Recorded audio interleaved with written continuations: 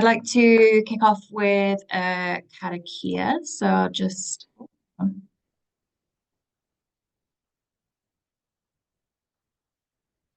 and get that up on my screen. So join in if you fancy it. Tu taua mai I runga, tu taua mai I raro, tu taua mai I roto, tu taua mai I waho. Kia tau ai, te mauri tū, te mauri ora, ki te katoa, haumie, huie, taikia. Kia ora. So just a quick introduction to this webinar series.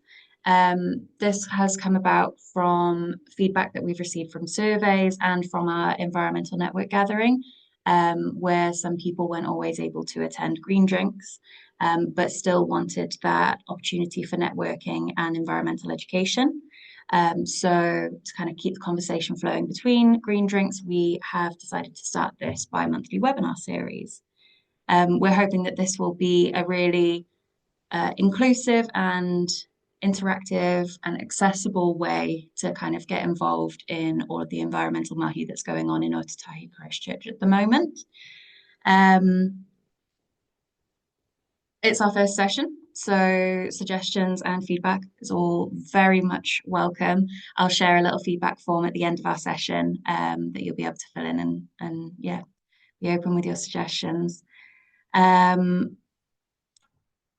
Yeah, the last thing that I need to do is introduce our speaker for tonight. So if anyone here has attended any of the Governance Bites workshops, then you'll already be familiar with Garth Nowland-Foreman. If you work in the nonprofit sector and you haven't gone to Governance Bites workshops before, I highly recommend them. Tonight, Garth is going to be drawing on his expertise with lobbying, to give us some handy tips on how we as environmental advocates can basically communicate and make our voices heard to decision makers. I'll just check if there's anything else I need to cover before we go. Garth's activity should run for the next 30 minutes or so, and then we'll have a question and answer session at the end, followed by just some wrap-up points. These sessions are designed to be as interactive as possible, so please do get involved. Perfect. Okay, I'll stop sharing my screen now and over to you, Garth.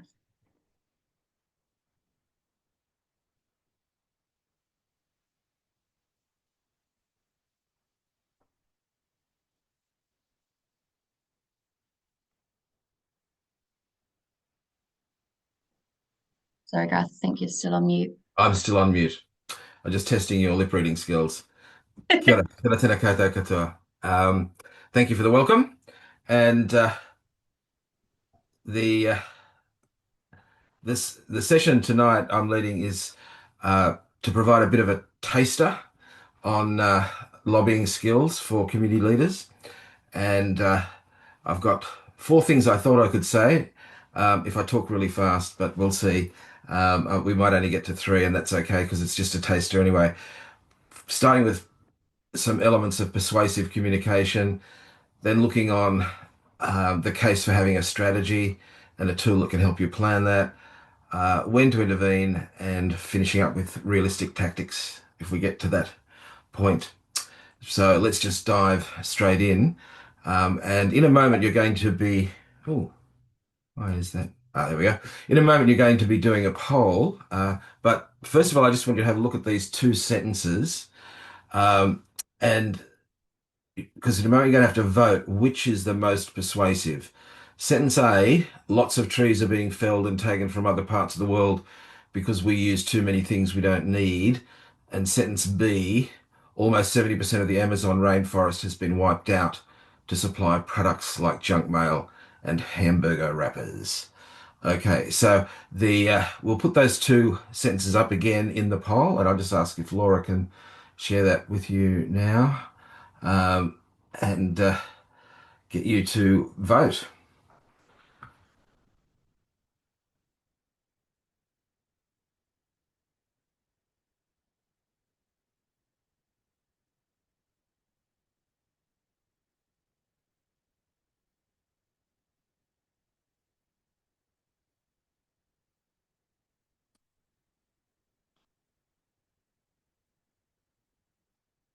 Right. So, everyone's voted, and you might be able to see the results, um, which are that everyone voted for sentence B.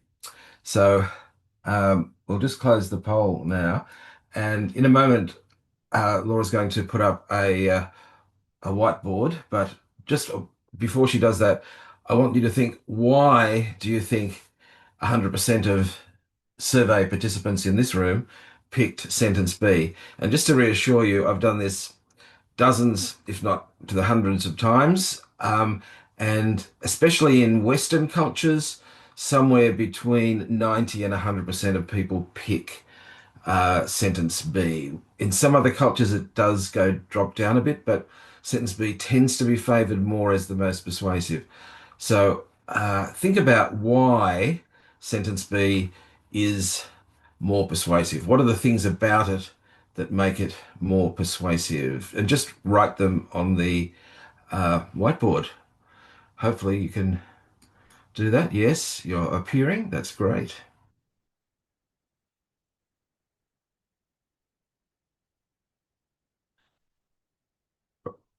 So just write one in a box and then write another in another box. You can use the type feature, Brenda, if that's easier.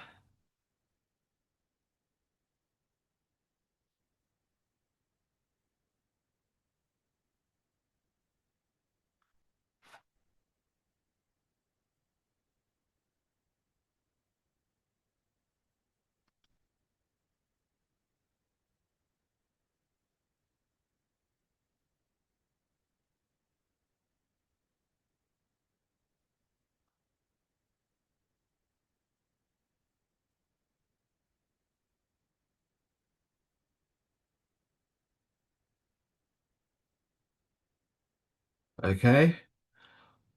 Specifics, stats, an eye-opening statistic, personal action, specifics. Option one was vague. Let's give you another minute or so. If there's any other thoughts that people have?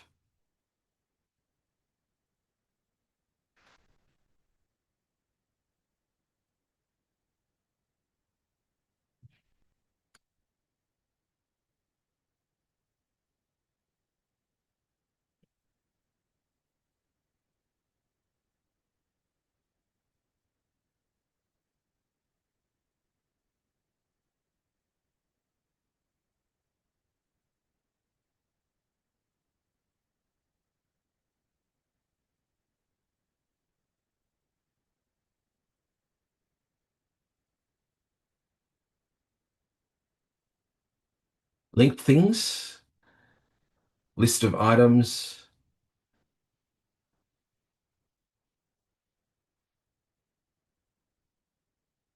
room for the reader to think further about them. Great. Very simple. Yep.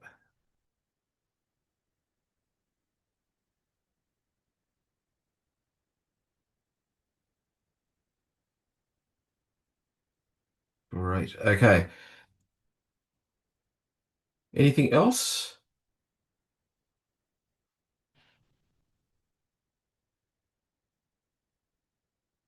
Facts, not emotions.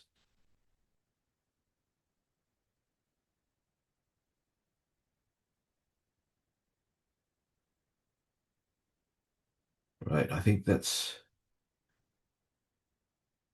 got most of the ideas that struck people. So I just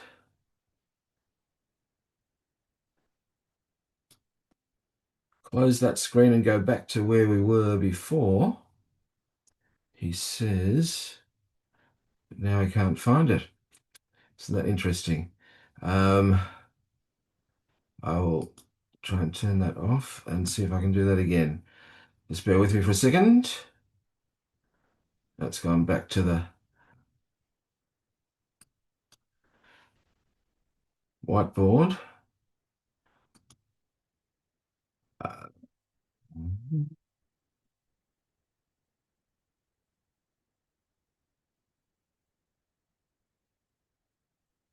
Okay, I'll try that one more time.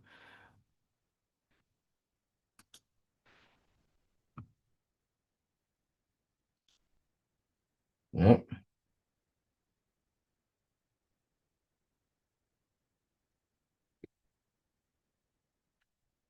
this is really annoying me.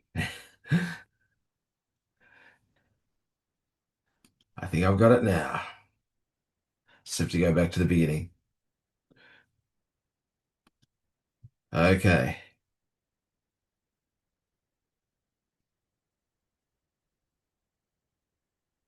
Except it's sharing the other window, isn't it? Um, how can I change that around? Sorry, I'll just try this one more time. Which window did you want to share, Garth? Are you seeing the full screen, full picture? Oh, it Yeah. is. Yeah, of the presentation. Yeah. Oh, great. Okay, it's telling me it's sharing the other screen, but that's great. It's behaving itself. It was just lying to me.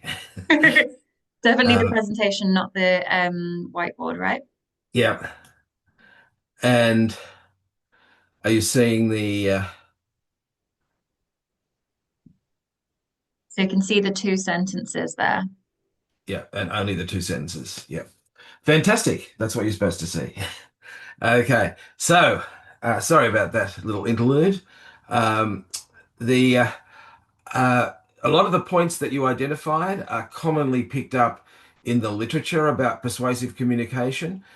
And if you get to know me a little bit better, you'll one of the things you'll learn is that I like acronyms. So I've summarized these by saying persuasive communication meets needs, NEEDS.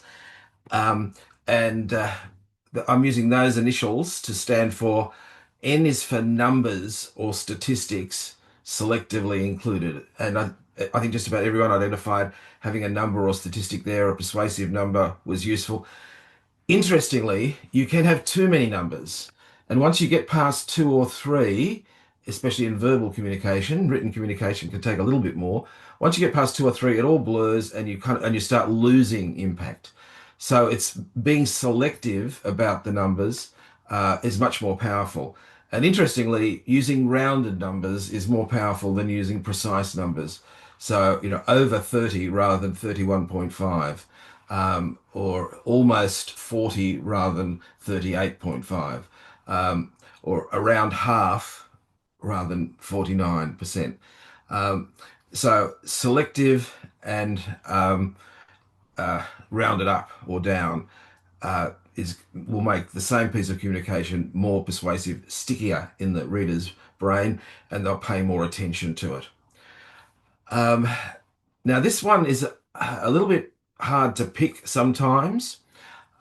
But if you spend a little bit more time looking at the sentences, which we didn't have tonight, you'll notice that although they were not emotional, they did use emotive terminology. They used emotive kopu or words. The So that they talked about the tree.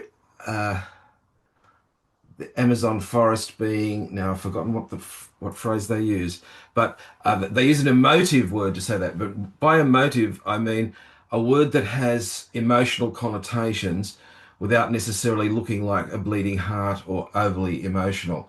So it's not about having lots of adjectives. They make you sound like it's just emotional, but it is picking words that have strong connotations. So forests are destroyed or denuded rather than cut um, or harvested.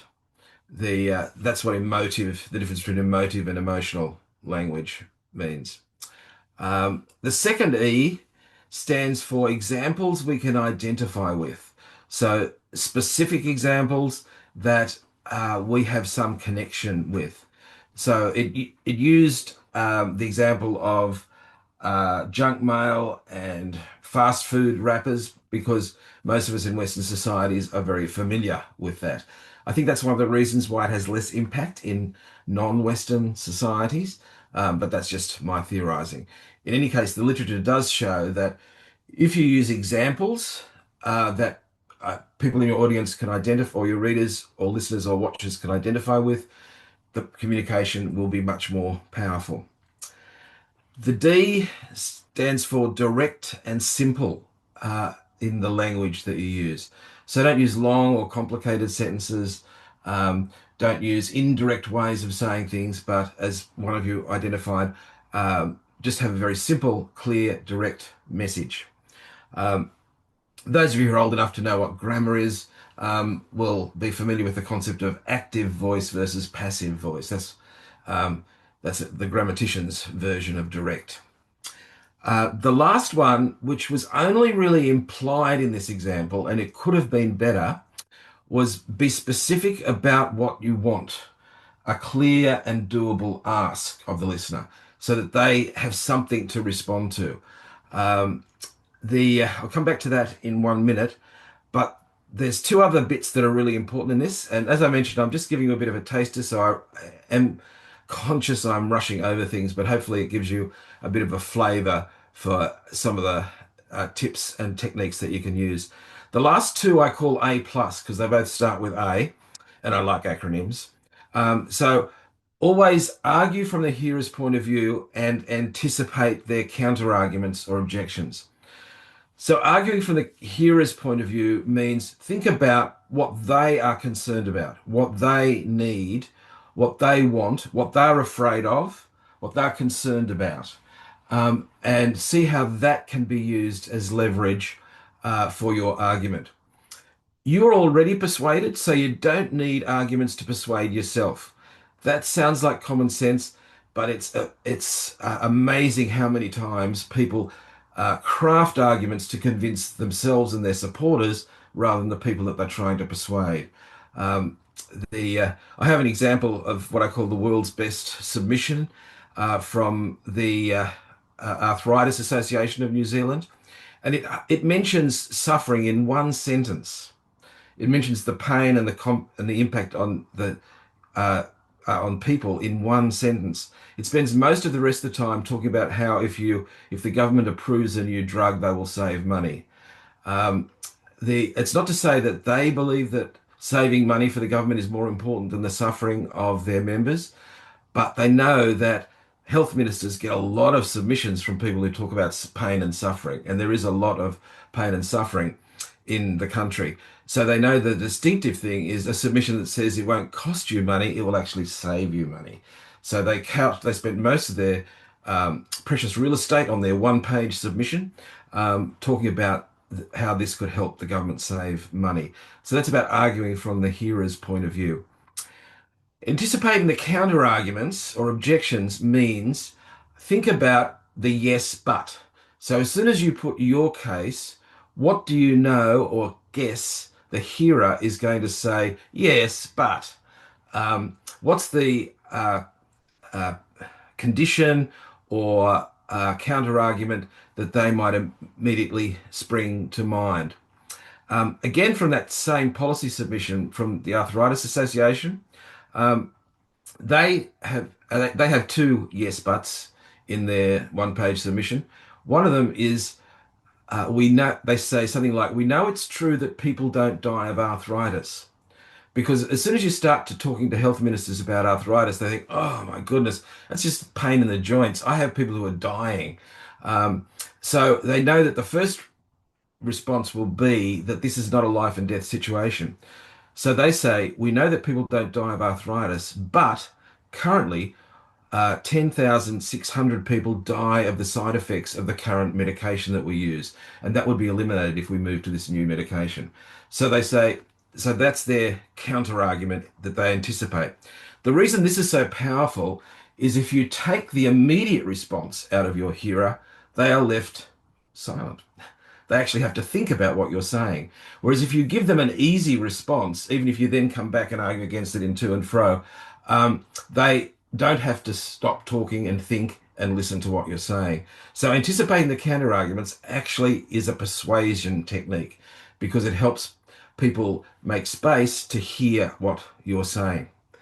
I was in a room in Christchurch for a meeting that was called by a big national organisation that has a lot of experience on environmental lobbying issues. And as you can see, they had a whole room full of hundreds of people there for their Fight for Nature rally. Some great speakers. And then they finished it and asked for questions.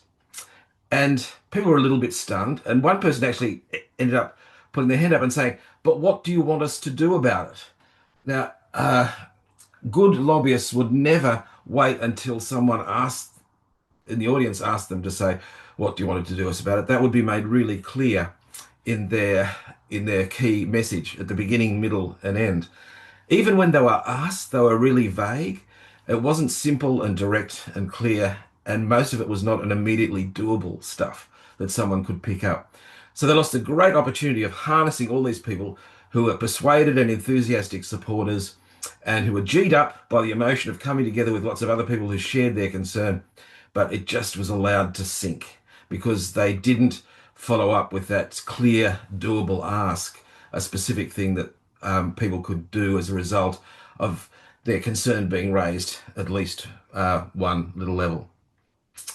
Okay, so I want to talk about, so that's persuasive communication in a 5-minute nutshell. The next thing I want to talk about is strategy.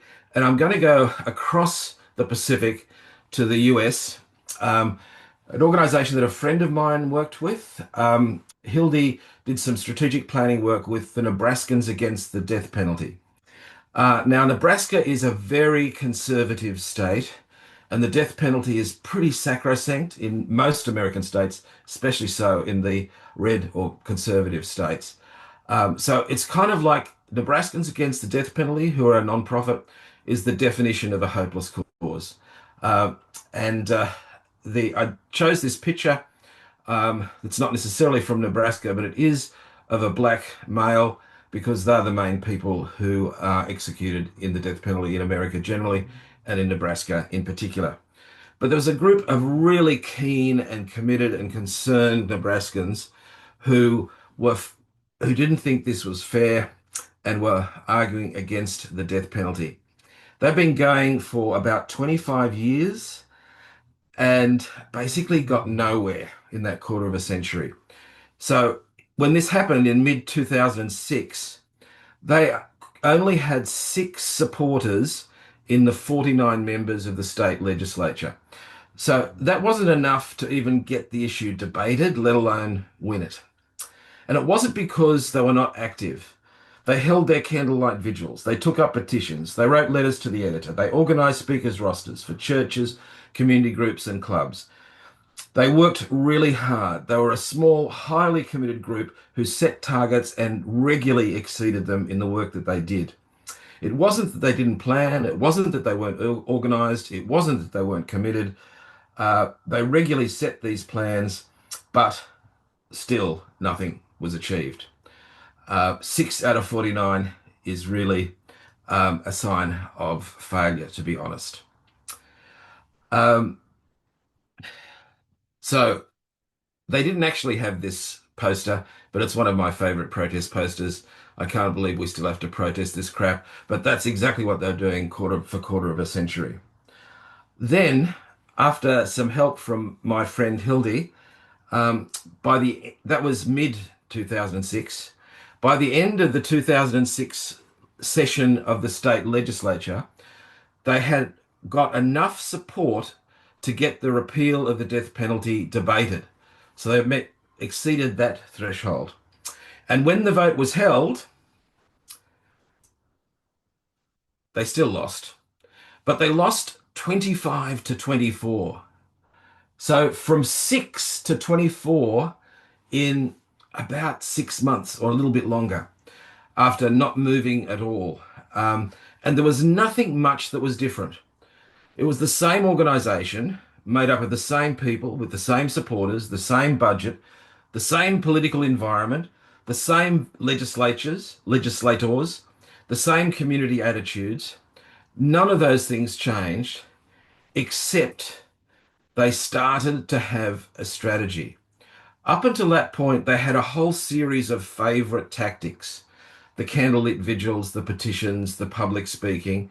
They were the tried and true favorite tactics of anti-death penalty organizations. And these people just went into them as wholeheartedly as they could. The difference was they stopped being busy doing their favorite or assumed best tactics and just focused their limited resources, human and otherwise, on what they thought could achieve the vision. They began with the end in mind and worked backwards to identify what would get them there. So Hildy said to them, "What do you want?" And they said, "Well, that's easy. We want to abolish the death penalty in Nebraska." And then she said, "Well, what would that take?" And they said, "Oh, well, it's obvious. It will take 25 votes in the state legislature and we can overturn it." And she said, "Well, how would you get to 25 votes?" And that's when the questions became awkward and a little bit difficult. But that's where they stayed focused. What would it take to get 25 votes? So they said, well, if we targeted 30 people that we thought were most likely to flip out of the 49 altogether, and really worked hard to have 30 campaigns to change those people's minds, that might be enough. So then they went through each of those one by one and decided what they needed to do with each person to persuade them. They didn't get the 30, they only ended up getting 24, but it was a lot better than 6. The type of campaigns they designed were for people who were religious, they brought along a bishop to meet with them. So there's nothing like men in purple dresses to persuade people who are religious. For people who are concerned about the economics, they got some people from the local university to dig out the evidence that shows that keeping someone in prison for life is cheaper than executing them. Because of the safeguards, the additional measures, and all the things involved in the death penalty, it's actually more expensive than the already very expensive job of keeping someone in prison for life, actual life, not just a life sentence. So the ones who are concerned about the economics of it started to think again. Others were concerned about the human rights issues. They got evidence to show that about 35 to 40% of past executions had been overturned after the person had died because of the discovery of new scientific methods to help solve crimes, especially DNA evidence and things like that. That's a pretty big failure rate. That's a pretty big false negative, and especially when people's lives are at stake, to be subsequently proved to have made the wrong decision. So people who are concerned about justice issues were persuaded by that, and so on, and so on, and so on. They didn't win with everyone. They targeted 30, they got 24, but they moved ahead a heck of a lot because they focused on the strategy, not on the tactics, and just working harder at stuff that they were already familiar with. They began with the end in mind and worked towards whatever it took. Fortunately, they also had a plan B, which gives us even a happier ending to this story. They had some pro bono help of some serious legal top guns in the state who were opposed to the death penalty. And they helped take the case to the Nebraskan Supreme Court that capital punishment by electrocution was cruel and unusual punishment under their state constitution. So in both the federal and the state constitutions, cruel and unusual punishment is prohibited. Um, and the state Supreme Court ruled in favour of those who argued that electrocution was cruel and unusual. I won't go into all the gory details, but not everyone dies immediately. There is a failure rate of electrocutions, and there are sometimes it takes several goes, and people do suffer in the process. And they provided the medical and other evidence to win the case in the state Supreme Court. So the Supreme Court declared that law unconstitutional. They would have to kill someone, they would have to kill people by another method, not electrocution.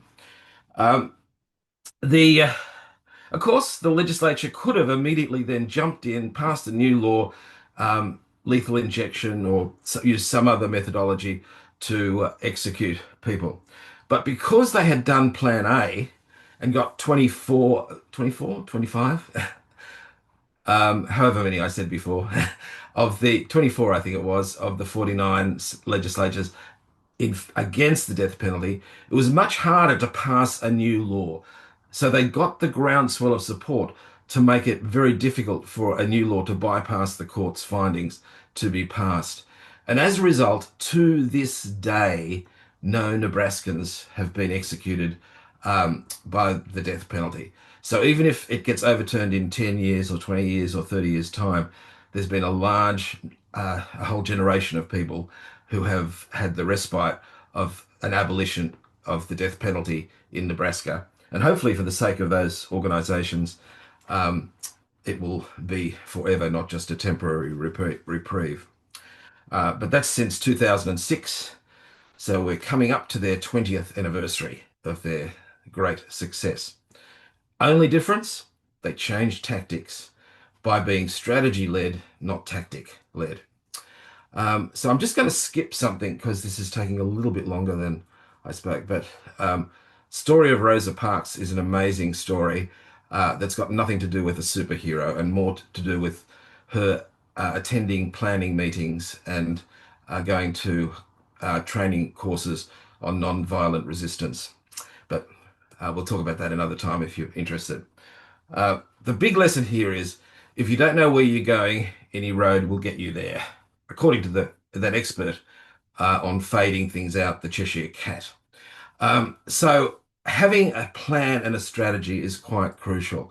And I just want to offer you a tool that I have found incredibly useful as a way of giving me some discipline to do that. It's developed by an organization called Spitfire Strategies. They're a non-profit in the US that specialize in helping non-profits with communication strategies. And they've provided quite a number of very useful resources. Have a look at this spitfirestrategy.org website, and you'll find some great stuff there.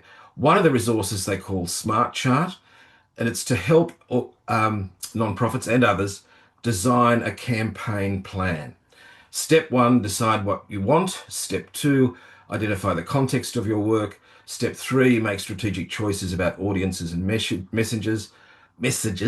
Step four, determine the high impact activities to reach audiences with your message. And step five, work out how you can evaluate and measure your success or not. And you can do that in hard copy. This is the table of contents from the hard copy. Or what I usually do is if you register, you can do it online, and you can have if you share your password with other members of your organization, multiple people can work on a strategy together, and it's infinitely amendable. So as you come to new information and new advice, you just add it and subtract it. And once you want to archive it, you can just save it and archive it, and they will do that in the cloud for you as well. And then you can start on another strategy in another area. So it's a very handy tool.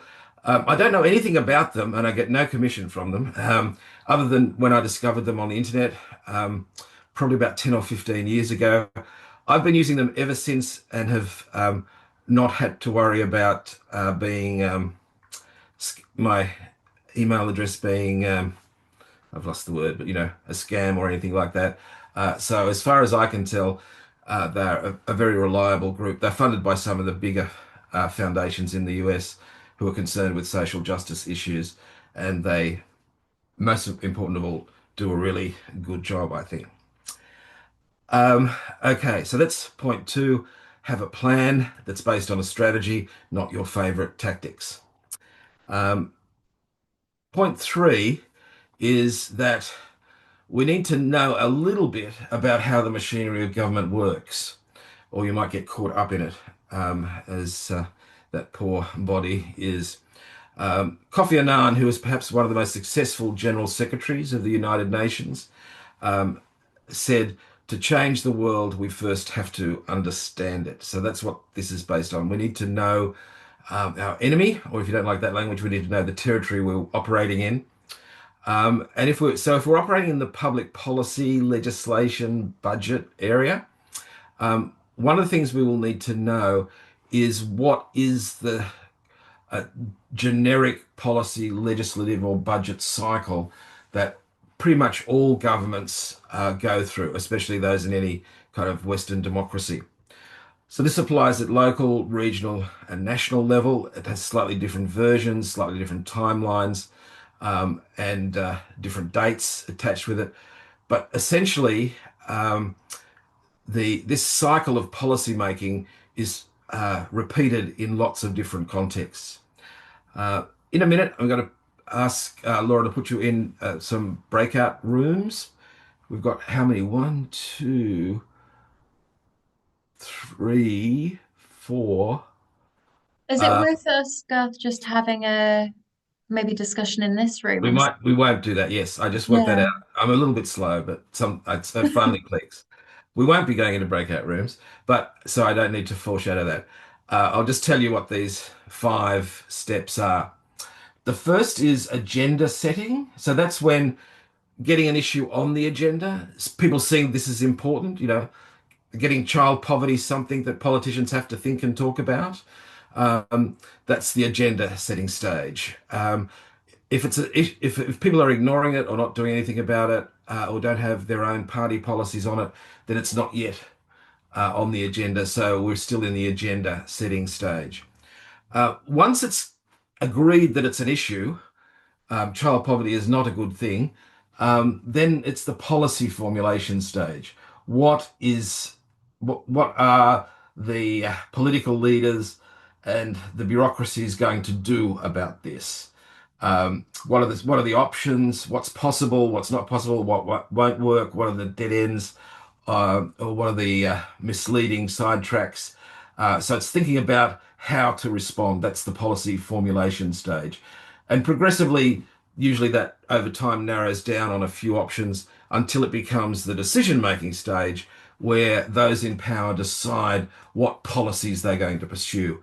And it could be a policy of status quo, but they will defend the status quo because the issue is on the agenda. If they don't have to defend the status quo, the issue is not yet on the agenda. So go back to that point. Um, so, so those policies will be weighed up, decisions will be made by those in power, and that's the decision-making stage when a path is chosen. Once the path is chosen, it actually needs to be implemented. Um, and there is a stage of not just doing what the decision suggests, but working out how to do what the decision suggests. So no matter how specific a decision is, there will always be further implementation decisions. Even if the decision is to set up 5 Envirohubs across the country, the first question will be, well, in what areas? How big? Are they all going to get equal share of the budget, or should we differentiate the budget between them depending on the population or the land mass that they are covering, or something else? Are they public sector, private sector, or voluntary sector? Are they some combination? Whichever one of those they are, where in the public sector, where in the private sector? Do we ask for tenders? Do we pick preferred providers? All of those kind of implementation issues. So this is the how we do the decision. And there are still a lot of decisions in the implementation.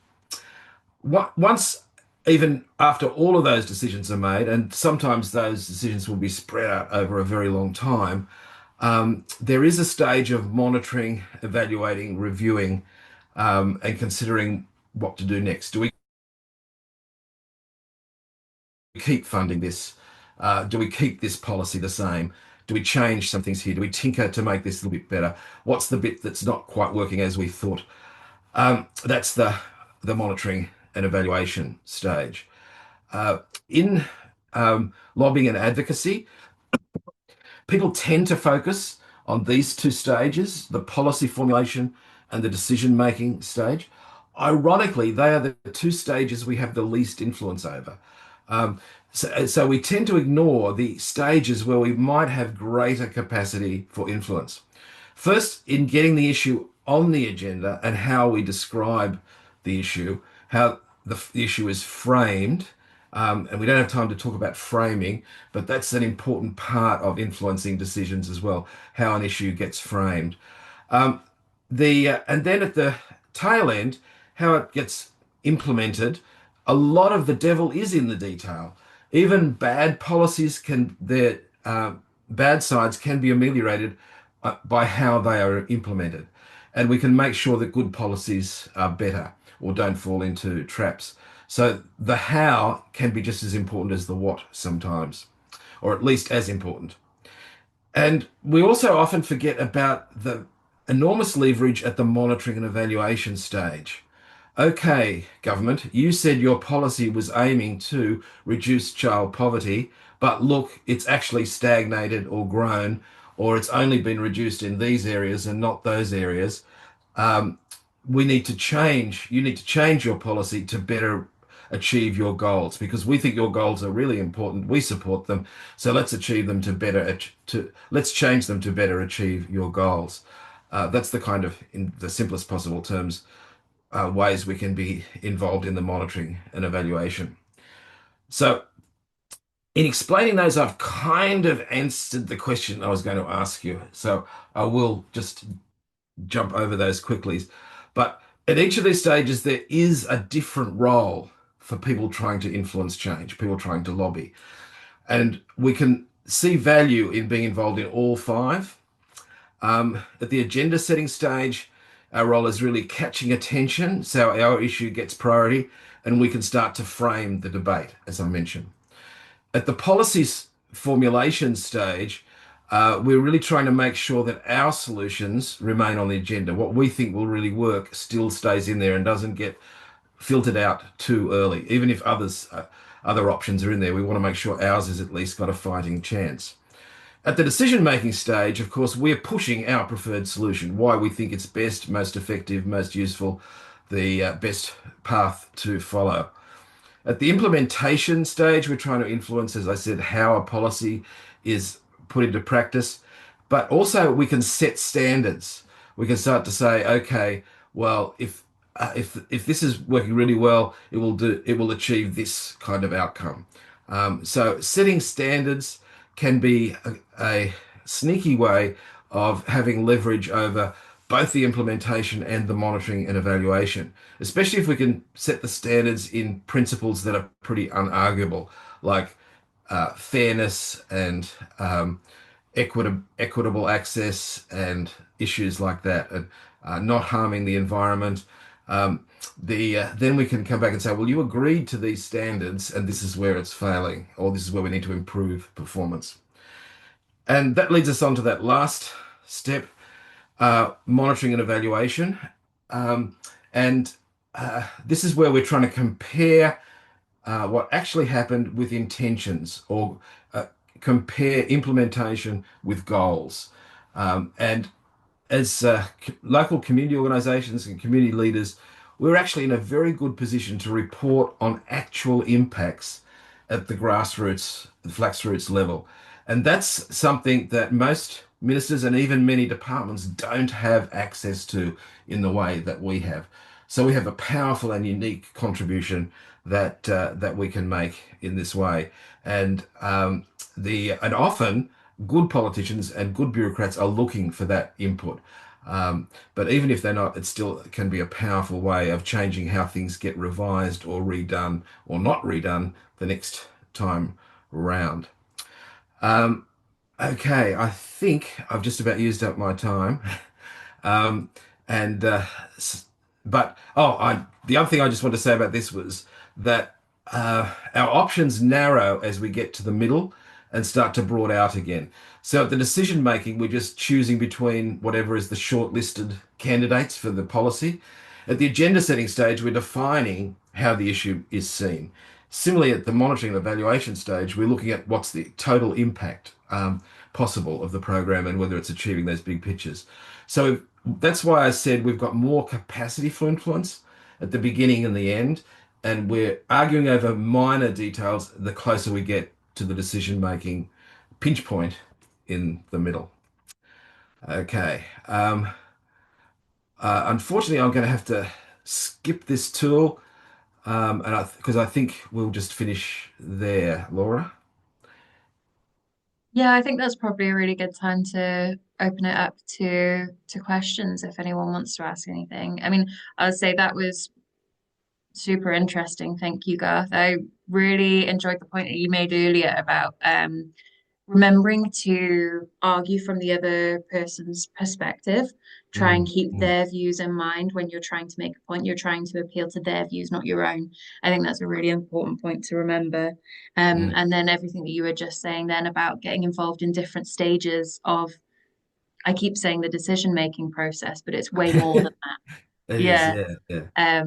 And yeah, that's a really eye-opening point. Even if, for example, a bill gets passed that we're not happy with, a policy comes into law, then we can still have an impact on how that is implemented. Mm. Yeah, so I think that's really interesting. Would anyone like to ask any questions? I have a question if that's okay. So Garth, you mentioned it's important to have emotive, use emotive language. But you said not to be like too emotive and be a bleeding heart and things like that. Could you potentially elaborate on what that means and maybe some examples? The example you used was to use destroy forests instead of cut or destroy trees instead of cut trees. Yes, Um, yeah. And I've just looked back and see that the sentence actually used the phrase wiped out. wiped out. Um, Yeah. so wiped out doesn't sound emotional. It sounds like it's describing a fact, but it is immediately you say wiped out, you get the feeling of at least a little bit of devastation happening. So it Yeah. ups the ante and has slightly negative connotations. So what you're looking for are words that have negative connotations without appearing overly emotional. Um, the Interestingly, one of the reasons also is not answering your question, but I will come back to it.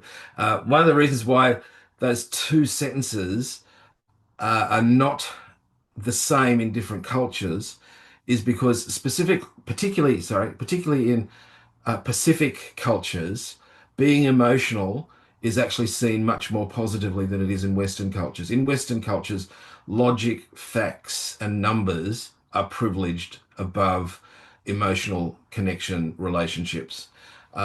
But yeah, Samoa, many other Pacific countries, you feeling deeply about something can be a bit more persuasive. So that's why sentence A gets a higher rating in Pacific Islands than it does in uh, Aotearoa in New Zealand.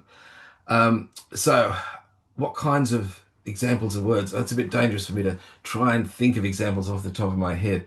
Uh, but um, emotional is really about, it's sometimes about attacking the person as opposed to the issue. So, so calling your opponents crazy or people who support this crazy um, can be very cathartic and helps draw up your own supporters, but it doesn't persuade anyone. It actually turns people off and may in fact activate people who are only passive opponents to become more active opponents. So attacking the person in an emotive way rather than talking about the issues and appearing logical, but using loaded language. So I guess the other way of talking about it is using language that's loaded in favor of your view. So if you want to portray something as negative, use words that have negative connotations. Um, I'm not sure if anyone else has thought of any examples while I've rambled on there. That's okay. No, you're pretty clear with Yeah, the clearly negative descripting words. That's pretty poignant. yeah, I think it's contextual as well. I was looking at Avatar because that had a yes, lot of emotive language in it, and I think they had the bad guys trying to shoot the tree of life, and they were yeah, just saying things like "light it up," where they were actually, it was genocide, and yeah, they were using very neutral language for a very despicable act. So it's yes, almost like the emotive thing is almost like a disparate to the situation. yes, Yeah. yeah. That immediately reminded me of the phrase collateral damage.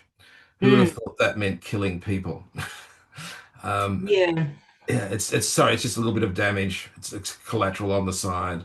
Um, Yeah. so unless you want to minimize killing people, um, then you wouldn't use phrases like collateral damage. Um, but you could still use emotive words that didn't appear too emotional. It's about getting that balance so people are not turned off by you saying, "Oh, you're just being too emotive and emotional, bleeding heart," which is bizarrely one of the worst ways you can insult a person in Western cultures is to consider that they have a heart. I'm being ironic in case it's not clear. That was a really good question. Thank you, Martin. Does anyone have anything else they'd like to ask? or comments from your own experience? Yeah.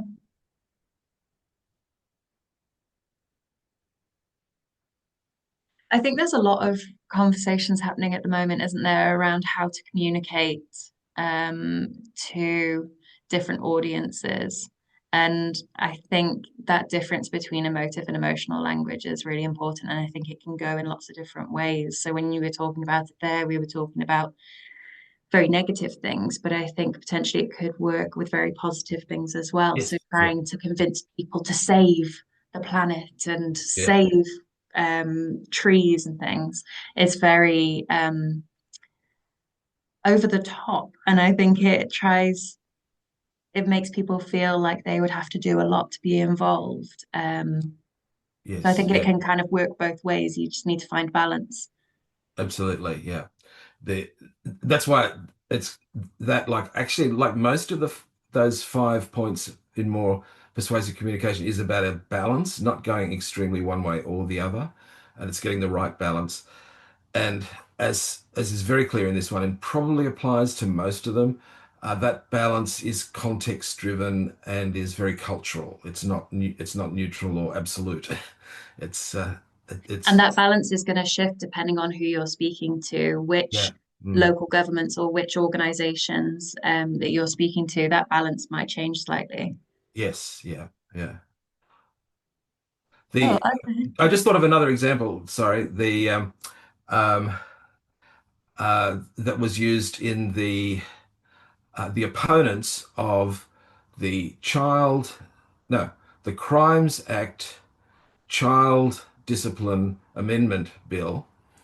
The phrase they used to describe it was not child discipline, but anti-smacking. It was called the anti-smacking bill because as soon as you say anti-smacking, it kind of minimizes the effect. So the opponents of that bill, who were saying this is just interfering in parents' rights, and a little bit of smacking, um, they used a term that deliberately minimized the impact by just calling it smacking. They didn't call it the anti-child abuse bill. They call it the anti-smacking bill to get that because of the connotations of smacking, which are quite different from the connotations of abuse or violence or whatever. So it is about thinking about key terms and language that you will use. Or the Um, fart tax. The sorry? fart, the fart tax. Oh, I'm not It familiar with that. reminded me of that one. Well, we've got all these methane emissions from, sheep and cattle, which are our major carbon emissions. Yes. Oh, yes. Yeah, But yeah. it was minimized by calling it fart tax. And because people Yes. thought that was funny, why would you Yes. tax for Yeah, yeah, yeah, farts? yeah, yeah. So Because it's we all completely fart. because we all fart, and Yes. so it's completely dismissed it. And It's ridiculous. How would it's a you fart? minimum. How would you fart for a tax? Yeah, Tax yeah, yeah, fart. Yeah, it's yeah. silly. Yeah. Yeah, that's a very, very good example. Yeah. All right. Well, it's nearly 7 o'clock, so I will wrap us up there. But I found that such a useful session. Thank you so much, Garth, for speaking to us this evening. I'm just going to pop a link in the chat now to a feedback form. There's 4 questions on there. It shouldn't take more than 2 or 3 minutes to complete. If you have any suggestions for topics that we can cover in future sessions or just ways that we can make these sessions more valuable for you, please do share as much information as you would like. And our next session is scheduled for Wednesday, 3rd of December at the moment. We have not got the speaker confirmed, so if you know anyone who would like to speak, feel free to reach out to me. I'll pop my email address in the chat as well, so you can contact me. I can see Garth's put his email address there. So Garth, are you happy to field questions on this Absolutely. topic? Yeah, Yep, yeah. perfect. Thank you. Even happier if people want to engage us too. Yeah, yeah, definitely. But also happy to do any follow-up questions. Perfect. Thank you. And then the final thing that I wanted to say is our next Green Drinks event is on Thursday, the 16th of October from 7 p.m. and it's at Morel & Co. in Addington. Ros Rolls is our speaker, and she's going to be talking about the importance of looking after the ocean, what's putting it at risk, and what we can do to kind of prevent those risks from worsening. I'll put another link into the chat to that event. So if you are interested in attending, you can sign up there. Before I sign off, does anyone have any final comments they'd like to share? No, perfect. So I'll just end on karakia. Tūtaua mai. Tūtaua mai I runga, tūtaua mai I raro. Tūtaua mai I roto, tūtaua mai I waho. Kia tau ai, te mauri tū, te mauri ora, ki te katua, haumie, huie, tairiki e. Kia ora. Thank you, everyone. Have a nice evening.